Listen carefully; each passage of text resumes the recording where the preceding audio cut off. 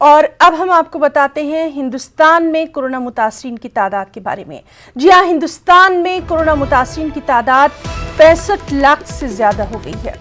गुज़िश्ता 24 घंटों में 75,829 नए मामले सामने आए हैं। 24 घंटों के दौरान 940 अफराद कोरोना से फौत हुए हैं। कोरोना मुतासरीन की तादाद 65,49,374 हो गई है। 9,37,665 एक्टिव मामले हैं। 55,09,967 अफराद सेहतयाब हुए हैं।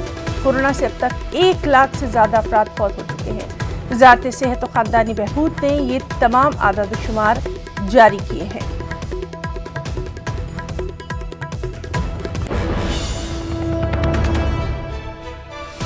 और मुल्क में कोविड-19 का पता लगाने के लिए नमूनों की जांच 7,89,000 से ज्यादा सैंपल की जांच की गई है। 3 अक्टूबर तक के ये आदाद शुमार है। 3 अक्टूबर तक 7,89,534 नमूनों की जांच हुई है। 11,42,131 नमूनों की जांच की गई है। ICMR ने जारी किए हैं ये आदाद शुमार। कोविड-19 का पता लगाने के लिए जो सैंपल्स की जांच की गई है, नमूनों की जांच की गई है, उसमें 7,89,000 से ज्यादा सैंपल्स की जांच की गई है। 3 अक्टूबर तक 7,89,534 सैंपल की जांच की गई है।